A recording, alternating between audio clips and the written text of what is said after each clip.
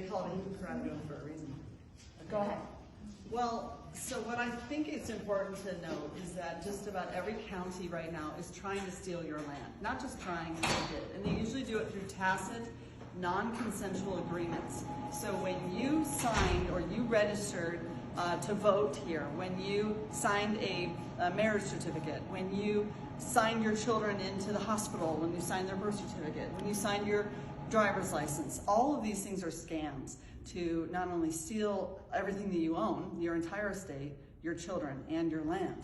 No, the way that they've actually stolen the land is quite fascinating. They just created an overlay of zip codes, then they claimed them. But the thing about it is they can't claim your land. Land can only be passed from one sovereign to the next. It cannot be passed to a foreign corporation. So what they're doing is they're claiming your land because you haven't, and that way when you die, they can take it from your heirs. So that's why we need to get a little smarter about operating in the private, setting up our own private trusts, and claiming our land. It's like far and away. All you need is a bunch of little, white flags and some posts so you can get your meets and bounds, and then you can claim your land, and therefore you can then pass it on to your heirs. So one of the things we're doing immediately for Operational Restoration is we're setting up a PMA, a social compact, wherein we're providing refuge for people that want to come back and get their land back from the county. We're talking 4.5 million people in Maricopa County, of which they have every single person, this right here, this Maricopa County Assessor's Office. Which, Mickey, no one's here working. No one's even here all these working. Today's March 13th. Your land, and they're just banking on the fact that you're going to die. And they're all running around in there because they see us. If I may, the way how it's done. So you have a land, you have a physical land that can be only described in physical means and bounds. And when you go to purchase a property, let's actually wait for the gentleman to hear this too, because this is very important. I'm hoping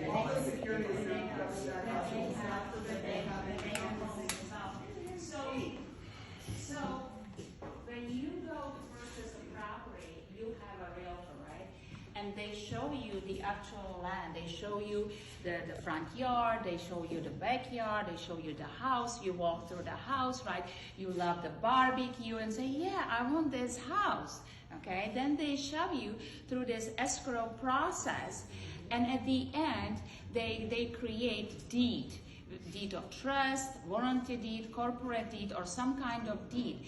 And in that moment, what they've done, they taken the description of the land and they took you into a fiction, okay? Mm-hmm. And the way how they do it, as Miki was saying, through the assessor.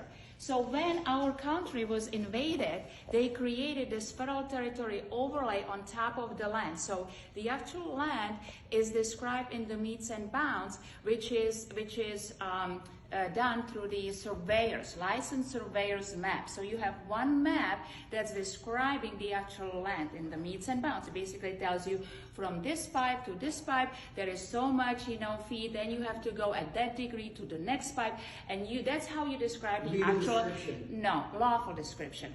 There is a difference between that's a lawful description. The legal description is then when they take it at the end of escrow into the fiction. And that's the assessor's map. And they did it so they can assess the property taxes, because you cannot tax private land, but you can tax an estate. And that's how they do it. That they take the surveyor's map, they create another map through the assessor's office called the assessor's map. And now this land is no longer described in the physical meets and bounds, but it's described through a legal description, through a new map that was created in order for them to take you in the, I call it the legal la-la land, okay, into the fiction. And you think you are buying a property, but no, you are actually buying an interest on their parcel. And the way how you know is just read your deed. In your deed, it will tell you that you are a tenant. How can you own a property and be a tenant? And how come if you paid all your property, if you paid for the house that you own, how come, let's say you get a disease and something bad happens to you and you can no longer afford to pay the property taxes, that the county can come and steal your house that it's paid for? How is that done? This is how it's done. It's all done for fraud. And people don't even realize that actually they are not foreclosing on the actual land, but they are foreclosing on a fiction, on APN number, which doesn't exist. It only exists as a creation of the mind. Okay? So the solution is people need to wake up and they need to make claim to the land that's actually sitting abundant.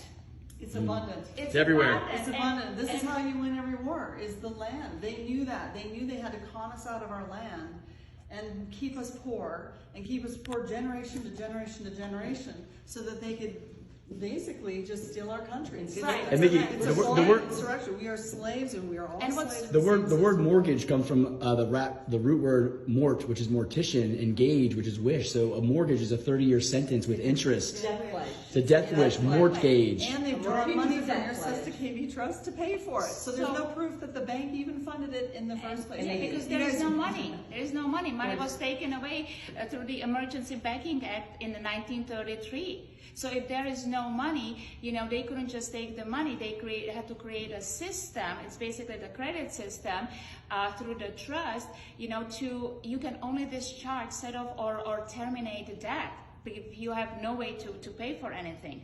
So what I like to really stress out to people is, if you look at all the foreclosures where people's lives were ruined, where families were ruined, you know, people committed suicide for nothing, okay, for nothing, because they left a land that they settled on.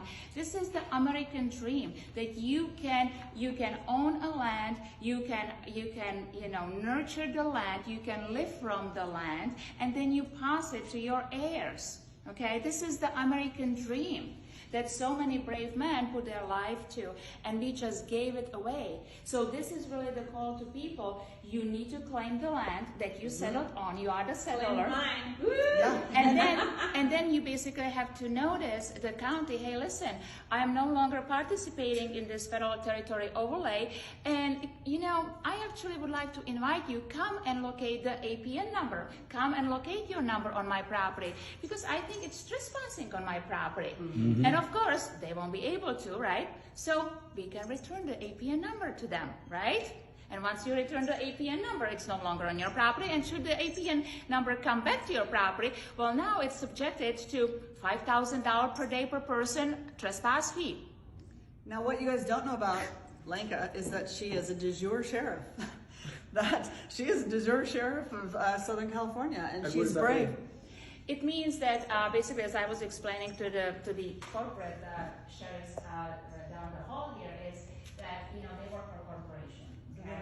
So when people unslave from the corporation and they claim their rights and who they are, we call it the corrective status, that you are one of the people, which is the authority. Well, then you can appoint and elect your own sheriffs of the people, right? So that's the de jure sheriff, of the people, for the people, by the people. And to me, it just happened because I guess when the scamdemic rolled in and moms and dads were being arrested for having to wear muzzles to feed their families, you know, no one was standing up for them. And so I was basically teaching people how to exercise your right, how to actually have your public servants to serve you, not the other way around. And so that's how I took it. Can you imagine if every de jure sheriff acted the same? And how do we the people? It's happening. We the people have to stop putting loyalty and/or authority to anyone who hasn't signed an oath of office to us. When you sign an oath of office to us and you're working for us, it is night and day. It's night and day. And I can actually show anyone my oath of office. You know, that's legitimate, and it's an honor to have it. And I'm just here to serve. I don't get paid. So this is all volunteering because I love freedom and I love America, and that's what I can do. Is that If we California don't have Republic? freedom, we don't have California Republic, that's correct. Yeah, California Republic, which once again, all these seats are sitting vacant, okay? And people just have to populate these offices, turn the light on, and start self-governing. So let's simplify that. You have two governments. You have a de facto and a de jure. The de jure will never fail because it's set up by the forefathers. Okay, de jure is a republic. It will never fail for lack of a trustee. We just have to seat it. guys, stop watching the fake, phony, false, fake news, fake government, fake everything, and start watching the real stuff. This is the real news. This is what real negotiators do, okay? Yes. They work for us. On top of that, I have the land patent for almost all of Maricopa County, as in we pulled the patent, and now everyone can follow the process and procedure to simply claim your land and pass it down to your heirs. Yeah. So this really is the start of a new, we're